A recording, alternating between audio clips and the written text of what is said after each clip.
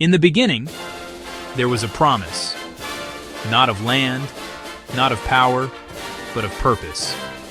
A sacred bond woven into the fabric of creation itself. It is the story of a covenant of service, a covenant of spirit, a covenant that would shape the destiny of a nation and point to the redemption of all mankind. This is the story of the covenant of Levi. To understand this covenant, we must first look to its origins.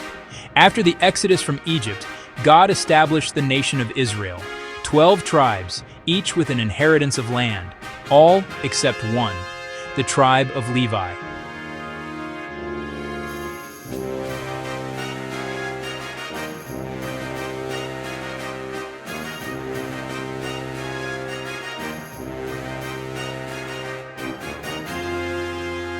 They received no land. Their inheritance was not soil and stone, but something far greater, the service of the Most High. They were chosen to be the priests, the teachers, the guardians of the law. They would stand in the gap, mediating between a holy God and his people. This was their sacred duty, their birthright, and their burden.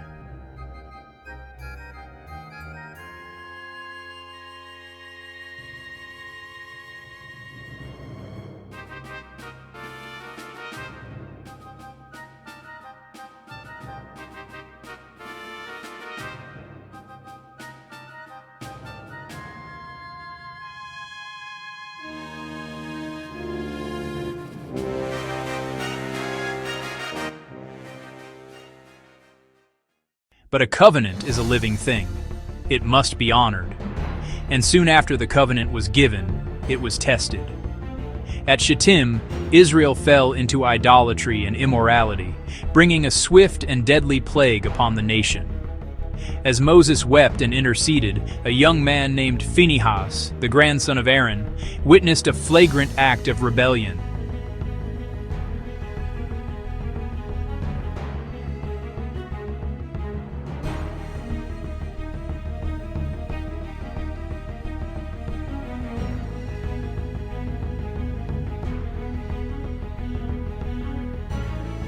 Filled with a divine zeal for the holiness of God, he rose.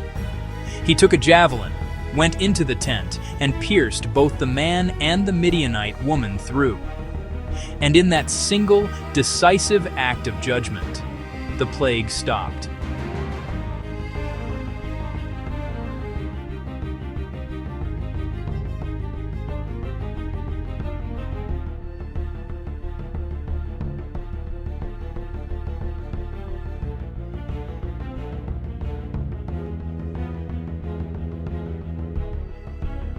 God's voice thundered from the sanctuary.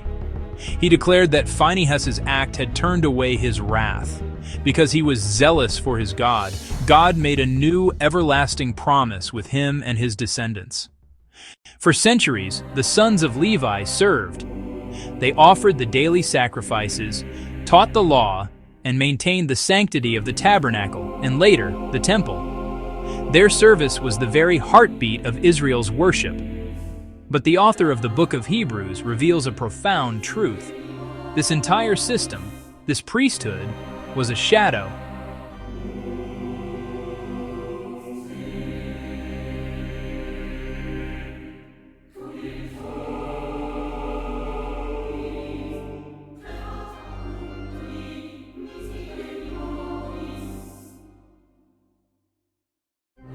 A pattern, a tutor pointing to something greater.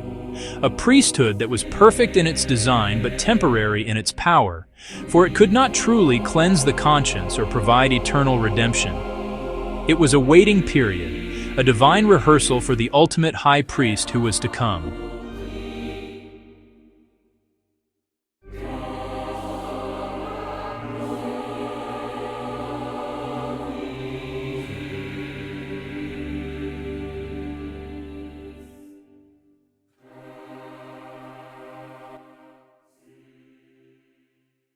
The priesthood of Levi was based on lineage and the law, but there was another, more ancient priesthood, spoken of in the time of Abraham, the priesthood of Melchizedek, a priest who was also a king, without beginning of days or end of life.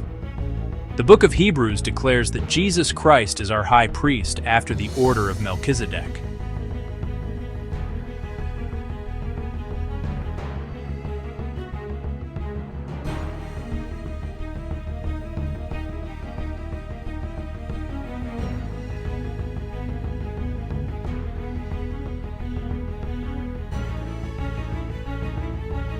He was not from the tribe of Levi, but from Judah.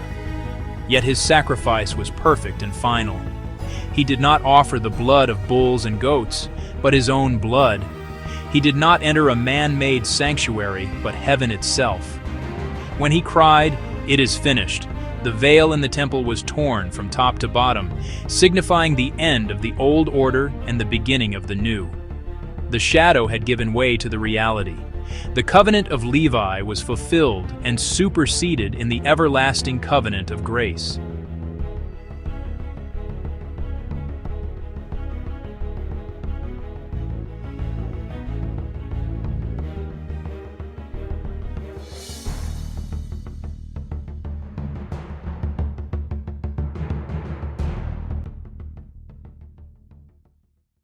But the story does not end there. In the desert caves of Qumum, a remarkable discovery was made: the Dead Sea Scrolls. Hidden for 2,000 years, they give us a voice from the time of Jesus. They reveal a community, likely the Essenes, obsessed with purity and the proper priesthood. They had separated themselves from what they saw as a corrupt temple in Jerusalem.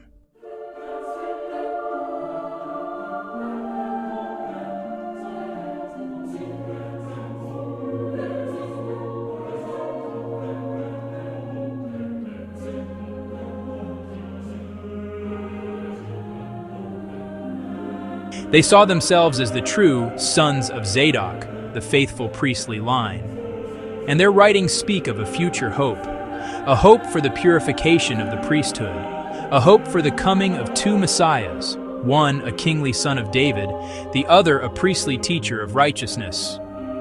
They were waiting for the restoration of all things, a final cleansing before the end.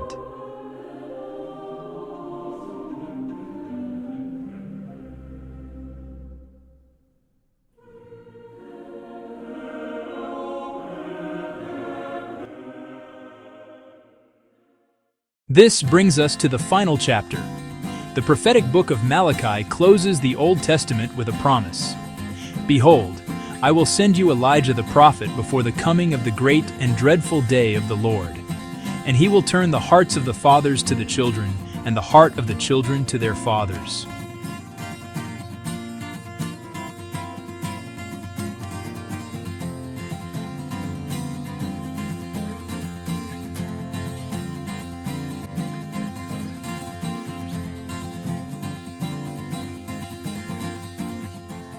Jesus identified John the Baptist as this Elijah figure who prepared his first coming. But the prophecy points to a future, end-time fulfillment, a messenger who will come in the spirit and power of Elijah to prepare the way for Christ's second advent. What will he do? He will restore the original paths. He will call God's people back to the foundational truths of the covenant, including the understanding of divine worship and the purity of the priesthood. He will be instrumental in the purification of the sons of Levi that the Dead Sea Scrolls longed for. From the zeal of Phinehas, to the perfection of Christ, to the hope of Qumran, and the promise of a final restoration. The covenant of Levi is an unbroken thread. It is the story of God's unwavering purpose to have a people for his own possession, a kingdom of priests serving him in spirit and in truth. It is a covenant that was, that is, and that is to come, an everlasting covenant.